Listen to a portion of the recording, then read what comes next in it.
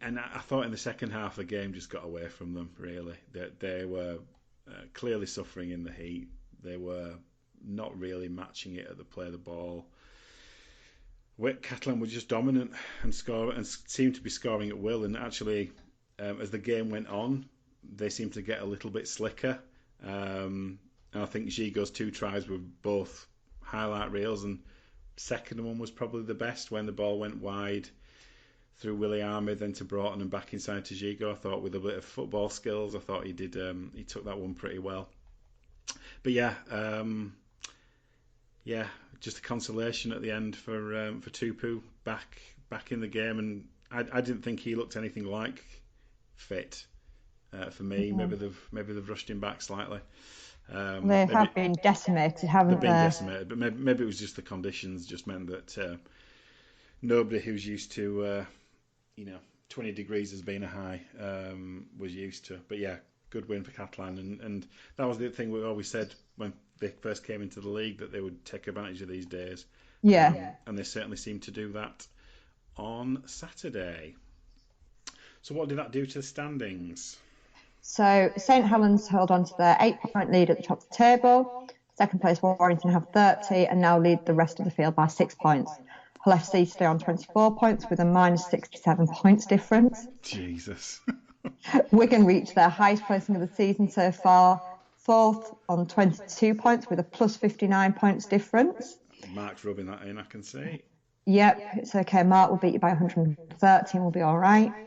Catalans are back into the playoff spot, also on 22 points and with a minus 83 points difference. Castleford dropped back to 6th on 20 points with a plus 12 points difference. Salford stays 7th and Wakefield stay 8th, both on 18 with plus 53 and minus 57 points differences respectively. The bottom four are unchanged, with Leeds 9th, Huddersfield 10th, Hull KR 11th and London 12th, although Leeds and Huddersfield moved 2 points ahead of the bottom pair.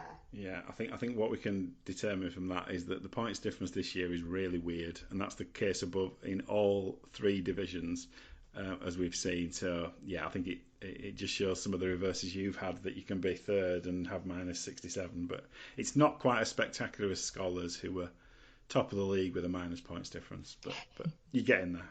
We'll aim for that next season. You'll aim for that next year. What any particular pick in terms of your stat line of the week? Mark's made a suggestion about Jake Mamo with his 219 metres. Anything over 200 is pretty good. Not really, because the games I've seen haven't really stood out as with anything spectacular, to be honest. Okay, I just want to have I don't disagree with Memo as a pick. I think I'd want to kind of mention Cruz Leeming. Yes. Doing it both ways.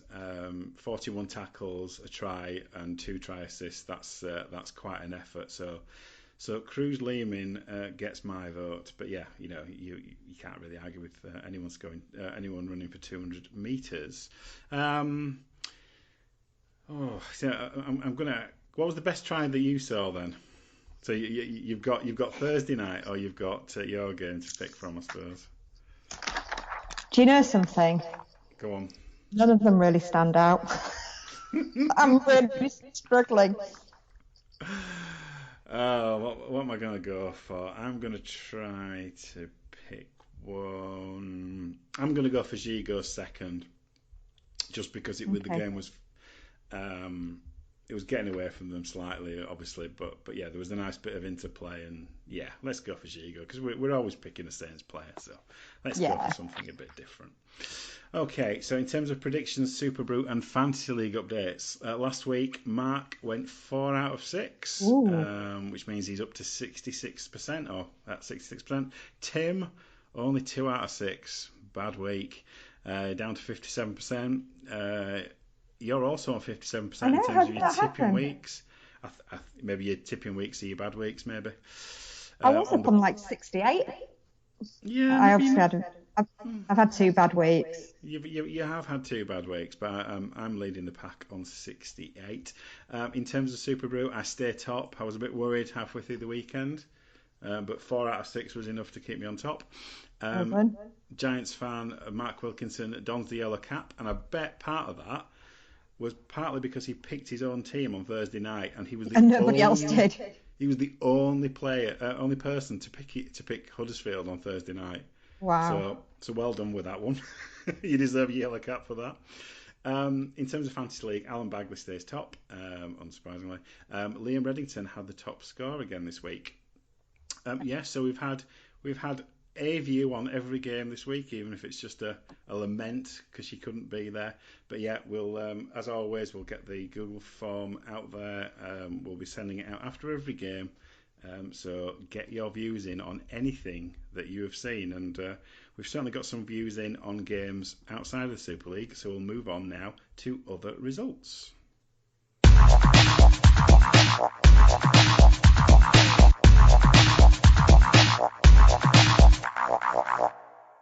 So in other results, we started in the Championship where it was round 20. And it finished Sheffield 16, York 23.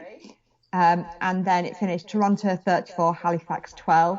And we got some feedback on this. There is, the first of the non-televised one, and we missed out on a treat with this one. So Attila Murphy says, highlight of the game was a skunk being chased off the field by terrified children just prior to the start. Say what you want about expansion, you won't see that at Lee Sports Village. Kay and O'Brien got a couple. Ackers and Orbison single tries. Wallace, Sidlow and Russell rested. Not a great performance, but only games that matter now are for promotion to Super League. Shout out to Karsten for awesome new Queensland Cowboys cap. Brilliant. So, yeah, obviously this was the first of 3 where we're not going to see it. So you had to be there. But yes, a skunk on the field. When was the last time you saw a dog on the pitch? I mean, that used to be a regular occurrence, didn't it? Yeah.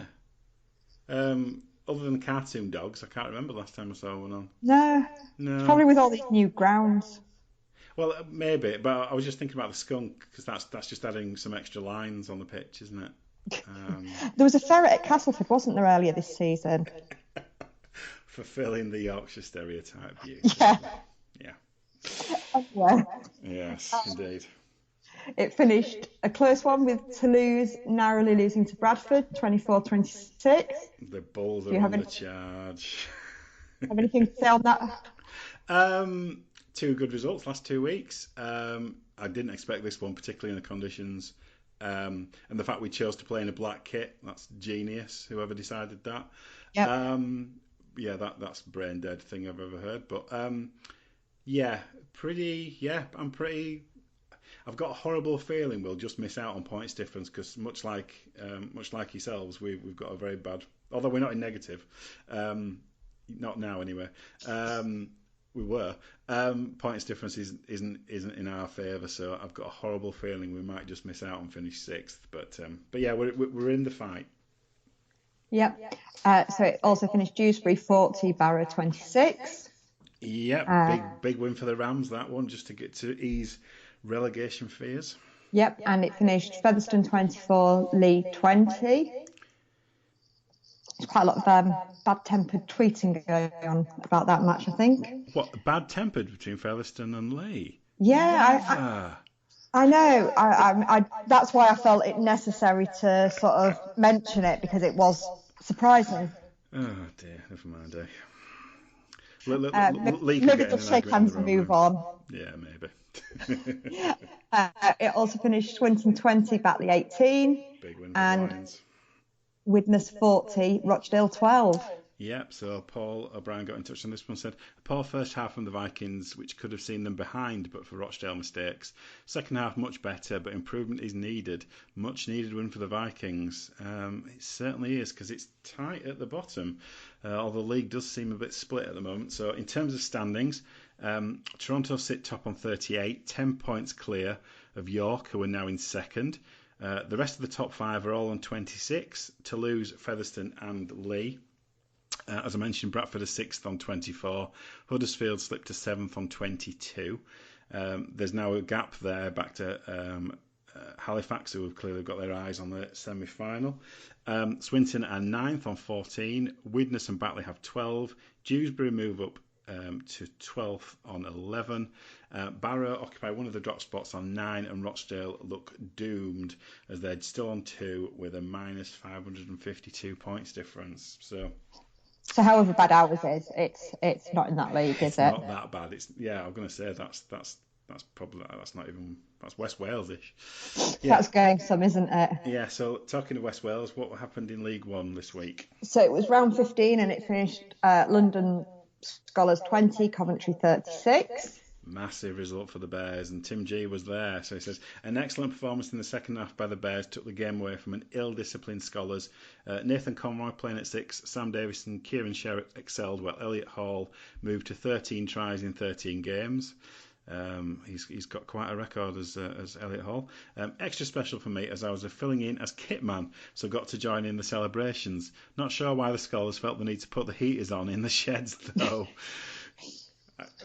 It probably just was just naturally heated. Come on the Bears. Yeah, I hope he's done all the washing, Tim.